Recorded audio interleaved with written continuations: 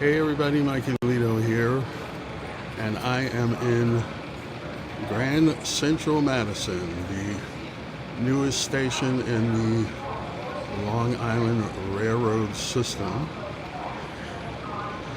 And I'm here on my way to see Rebel Moon, Part 1, A Child of Fire. And I'm meeting a friend of ours here. You know her, you love her. Her name is RM, and she should be coming up those escalators very shortly.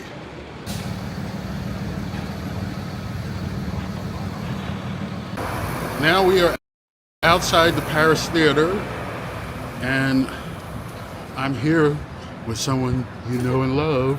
Hello. I'm not in the picture frame. No, because it's trying to track me. Hold on. Oh, okay. Oh, wow. That's really neat. Hi. Now it's tracking you. So we're here to see Zack Snyder's Rebel Moon, Part 1, A Child of Fire. And I guess when you're watching this, it is Thursday, because that's when I'm doing my preview.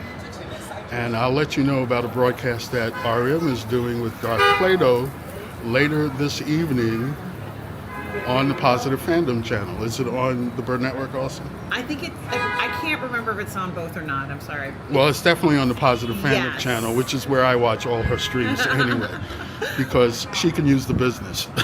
So when we come out, we'll give you a quick reaction to what we thought of the film, and then I'll give you a detailed reaction after that.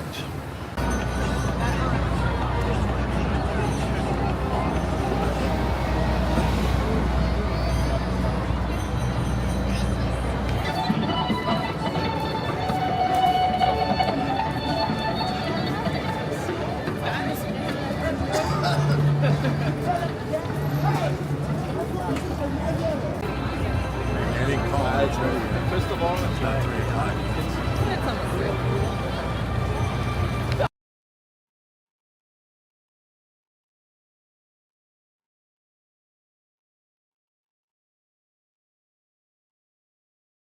Hey everybody, Mikeylito here with a matinee preview this time of new IP, Zack Snyder's Rebel Moon.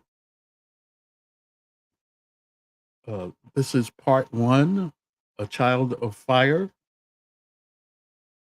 This is a film that, excuse me, will premiere tonight on Netflix, and I will talk about that in just a moment.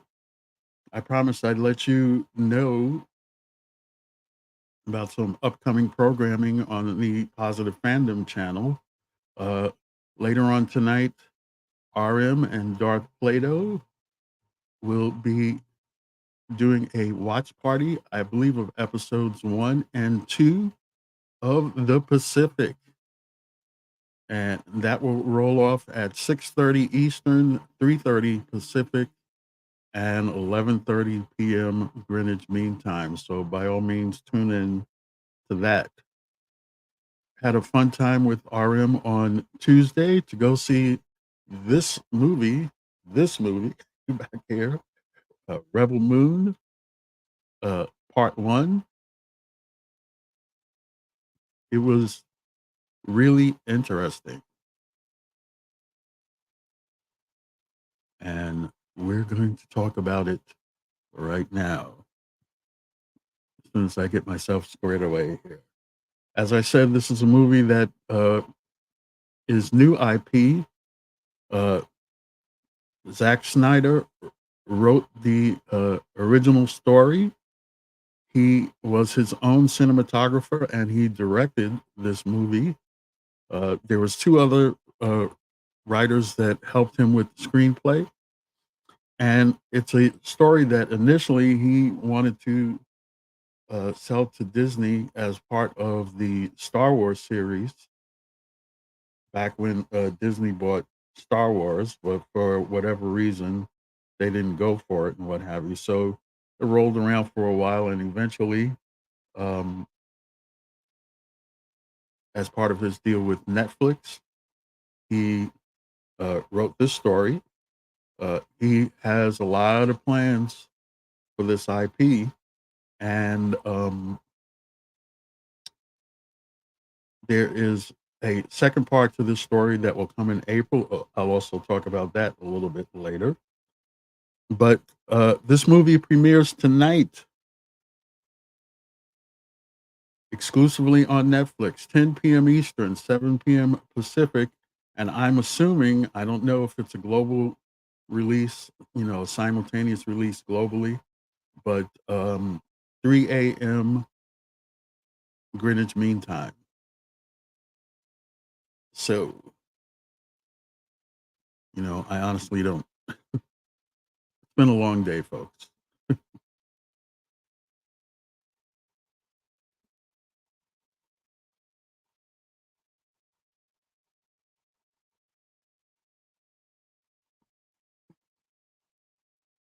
As usual, I'm going to give my score up front for this review.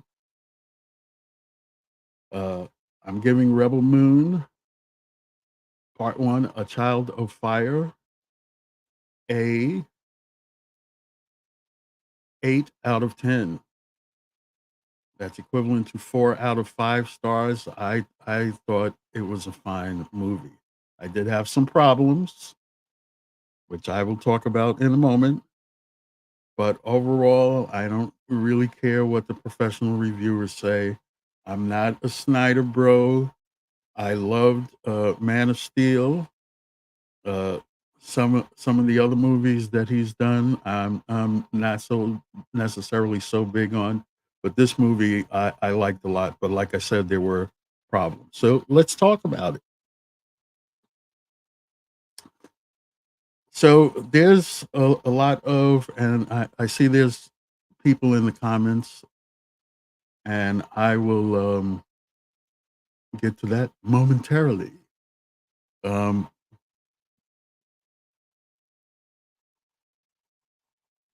uh, when this movie began, there was a lot of verbal exposition, and I mean a lot. They were just rolling out facts like it was going out of style, and to me, it was completely unnecessary. Uh, Everything that you needed to know about that was going to happen in this movie, they rolled out the details as the story was being told. There was no reason to front load it with a whole lot of exposition. So when the movie opens,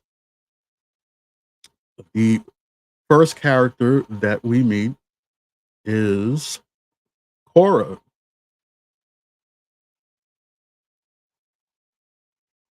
I'm going to get it.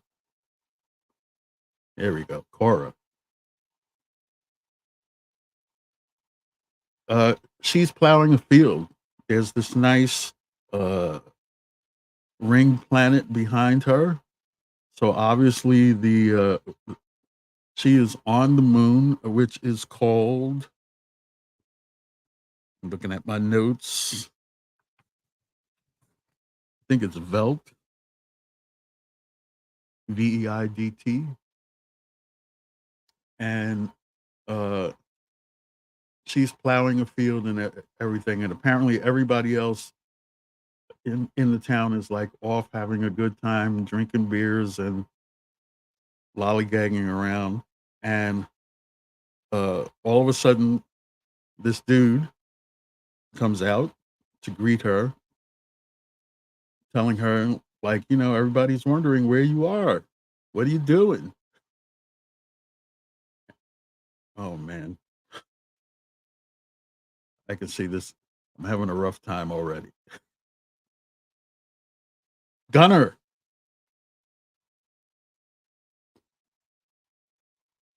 handsome dude, comes out to talk to her, says, stop plowing the field. Come on in. Have a good time with the rest of us. So she finally stops and goes in with him. And this is a farming community on this moon, and that is basically what they're doing. It's like a little community. They all work together to grow the crops, and they feed each other. And Gunner, who's in charge of uh, the farming, he's the one that takes care of the surplus if there is any surplus. And apparently, what Gunner has done is he has gone off and sold grain to the enemy of the big bads. The big bads in this IP is called the Imperium.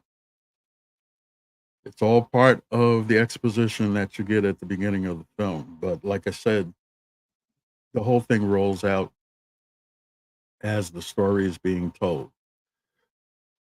All of a sudden, a big ship appears in the sky, and there's going to be problems. The Imperium has come to see like where the surplus grain is because they want to be fed, and they don't really care if the villagers are fed. They want to be fed. So they come in to take over the village and let it be known that Gunner, you have like X amount of time to get us food or else. Then a young lady is about to be raped, and this causes Kora to spring into action, and she basically, with some help, takes out some of the bad guys, and that sets the stage for what's going to happen in the rest of the movie. So I promised you no spoilers, and I don't intend to do spoilers, but I just wanted to give you a little basic plot points as to the engine that gets this story going.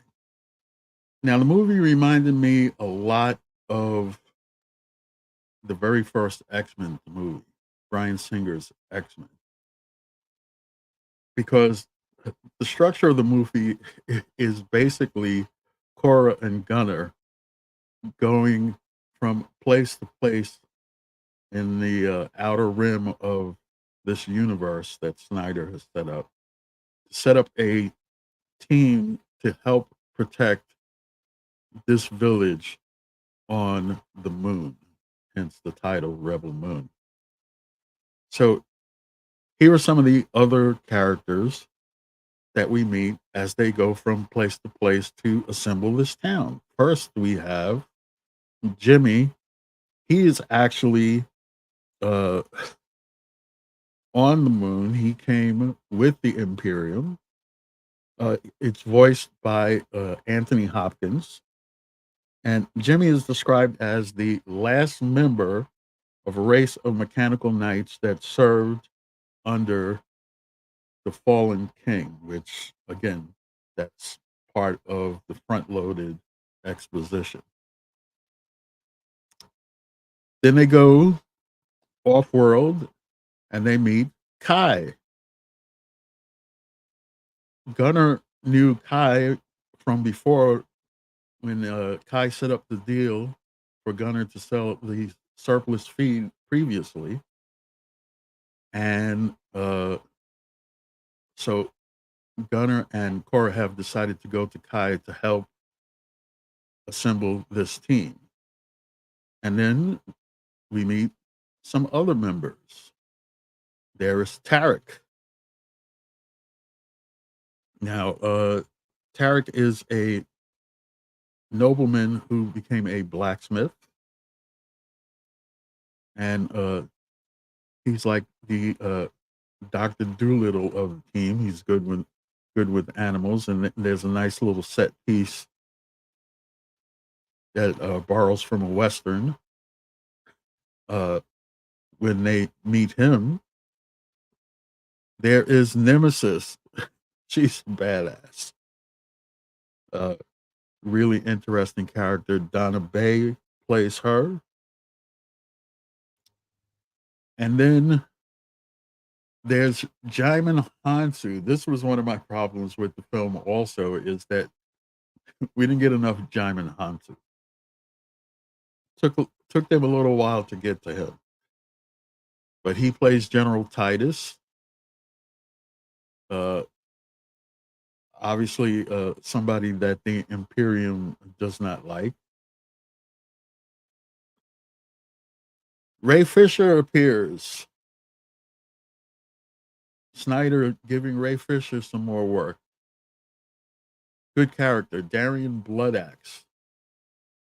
He and his sister, Devra Bloodaxe, they have a whole group of rebels. So we meet them a little bit later on. And then there's Milius, who's a refugee warrior. And I think the big bad is next. Yes. It's Admiral Atticus Noble. This guy is insane. So he is one that we meet very early when the Imperium first show up on I don't know how to pronounce it. VEIDT, but he's the one that shows up on the moon. Like, give me all your food. And he is a real wacky dude. So I really enjoyed the flick. Yes, I did have some problems, like I said, with all the front loaded exposition, which there was no way that I was going to retain it. Maybe some people have that kind of memory that they can retain all these facts being thrown at them at the very beginning of the movie, but it did that part didn't work for me. But overall, the movie worked for me fine. I've seen some commentary about, oh, they borrow a lot of tropes from a lot of other genre pictures, and it's like, what film doesn't borrow tropes? That's what makes them tropes.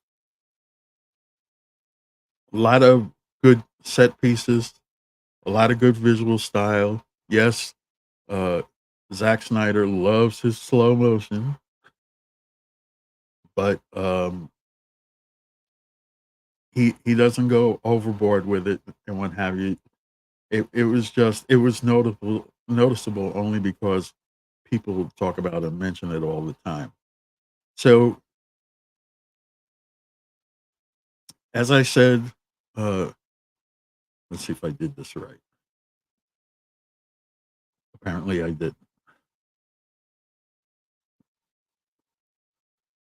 The film premieres tonight on Netflix at 10 p.m. Eastern, 7 p.m. Pacific. And as I said, if it's a simultaneous release around the globe, it'll be on at 3 a.m. Greenwich Mean Time. I really want to thank RM for going into the city with me in order to see the film. We had a great time. We had a chance after the movie to sit down and talk about it, and you'll be able to see her opinion about the film.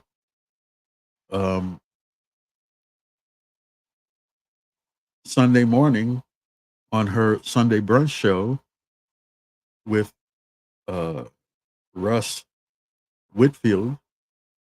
Russ has also seen the film early, but by Sunday, everybody should have, well, not everybody that wants to see it should have seen it. And I'm pretty sure there'll be a pretty lengthy discussion between RM and Russ about the film. Sunday brunch on the Positive Fandom channel occurs at 10:30 a.m. Eastern Time, 7:30 a.m. Pacific, and 10:30 a.m. is 3:30 p.m. Greenwich Mean Time. So tune in for that. Very fun show. I am pretty sure that you will enjoy it. As always, you know what I say, watch content, form opinion. You just heard mine. Love to hear yours. I did say there was a live comment out there. Let's see what it is. Oh, it's my good friend Paul in Long Beach. Oh, it's not about this movie. It's about Paul. Paul is coming to Long Island, and we plan on hooking up. He, me, and RM hooking up to see a movie on Tuesday. We originally had planned on seeing Aquaman, which would have been my second time seeing it. Uh, but if you watch my video about Wonka postponed, which is still postponed, uh, then you know that there was some problem with Regal Theater and uh, scheduling movies. Whereas when a movie is first scheduled, they schedule all these show times, and uh, then all of a sudden the whole thing changes. It's ridiculous. So, and just hoping we can see a movie on Tuesday. Yeah, that's the plan. We'll see what happens. I have to talk to RM and let her know what's going on. But I'm going to see Aquaman tomorrow, which will be tomorrow's video at 6 p.m. Eastern, 3 p.m. Pacific, and 11 p.m. Greenwich Mean Time. And hopefully, um, that will go off on time. I'm pretty sure that one will. Once again, I just want to point out Rebel Moon gets an 8 out of 10. I really think uh, if you like space opera, you will enjoy this movie. We had a lot of fun. I know RM liked it. Uh, like I said, there's a few irritations with it, but overall, I thought it was an okay film. So, let me get rid of that. As always, please leave a comment down below. Like and share this video and the other videos on the channel. And please subscribe to the channel at YouTube at Mikeylito Live. And also, you can find me on these social media channels, most specifically on YouTube and Twitter X. I heard somebody call X Twitter X, and I kind of like that name. So I think I'm going to call it that for the time being, Twitter X. And I'm pretty sure I'm going to post this video on, not the whole video, but a link to the video on Vero, because I know Mr. Snyder hangs out on video. Perhaps he'll want my opinion. Doubt it, but can never tell. Anyway, so that's where you can find me. Also, my leisure blog at Mikeylito.blog and my opinion blog at Mikeylito.com. So until tomorrow, when I do my review, and that'll be a definite. I don't know when we're going to do Wonka, but we're definitely going to do Aquaman and the Lost Kingdom tomorrow. Also, I want to remind you once again to tune into the Positive Fandom channel at 6:30 p.m. So it's almost an hour from, a little less than an hour from now. 6:30 Eastern, 3:30 Pacific, 11:30 p.m. Greenwich Mean Time. She and Darth Plato are going to be doing a watch party for episodes 1 and 2 of the Pacific. And until tomorrow, this is Mikeylito saying thanks for watching like and subscribe, and ciao for now. Happy holidays, by the way. Take care. Bye bye.